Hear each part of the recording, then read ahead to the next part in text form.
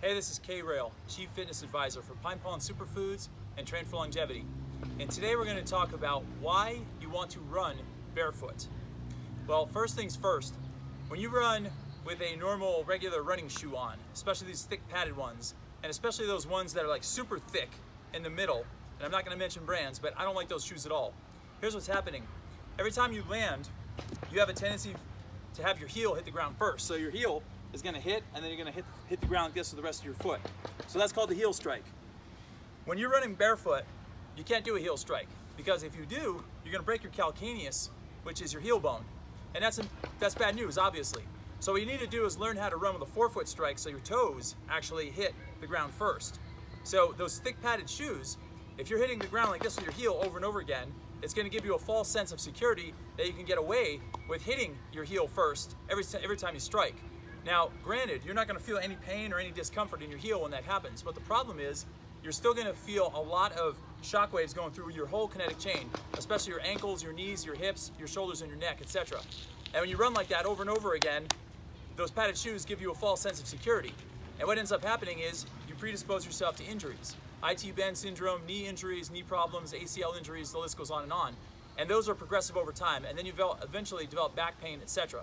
So that's one big reason why you do not want to use thick padded shoes when you run, and you want to teach yourself different mechanics so you learn how to land with a forefoot or a midfoot strike when you're barefoot.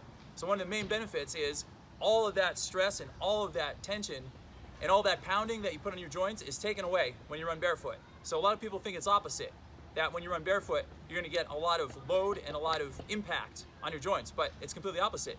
So zero impact when you run barefoot. So that's one of the big reasons why right there. Secondly, you get this thing called earthing or grounding. So right now I'm standing in sand, and sand is one of the best surfaces to collect negative ions from the earth. And also grass or ground or concrete will all give you negative ions from the ground. Blacktop will not, because there's some kind of chemical inside it that blocks the ions coming from the ground.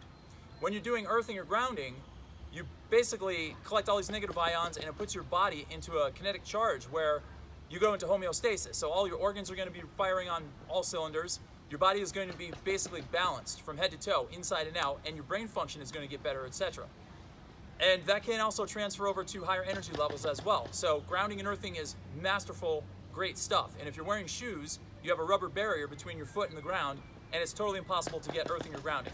So forget it with the shoes, but definitely when you're running barefoot. Now, another big benefit of running barefoot is I'm going to put my big huge foot up in here right there. You're looking at about 10,000 different nerves on the bottom of your feet. And every single one of these nerves attached to a different system or a different function in the body. So if you heard of reflexology, a reflexologist can wiggle around their thumbs on the bottom of your foot, and they can figure out any kind of ailment you might have. If you have a knee issue or a knee problem or an ankle problem, or if you have nausea or headaches or migraines, they can locate that by finding out different palpation points on the bottom of your foot. So I've done my research on this, and what I found out is there's a pressure point right about here in the bottom of the foot. And when you keep hitting that spot over and over again, which is where you should be striking when you're running barefoot, you send off a reaction inside your body that helps reduce the risk for cardiovascular disease and heart disease as well.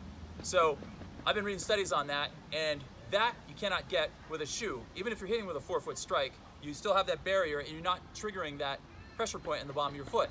So disease prevention is another big reason why you should run barefoot. And I don't suggest any of you go out there and just rip off your shoes and just start running down the road like a maniac barefoot. It can take up 6 to 18 months to go from shoes to no shoes. But a good shoe that I like to use when I'm in the gym is this right here. This is a 1 millimeter. See how flexible that is? And you can bend it this way and this way. That's a really good minimalist shoe right there. Anything that has like 1 millimeter or 2 millimeters is really good. And I suggest that you work your way down to that point. I plan on shooting another series of videos on actually how to run barefoot. But just know right now that some of the benefits are you're getting earthing and you're getting grounding, you're reducing the risk of injuries, and you're reducing the risk of disease.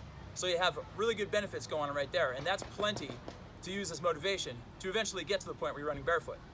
So anyway, there's my speech on why you want to run barefoot, and if you have any questions or comments, always hit me up, and I will happily get back to you.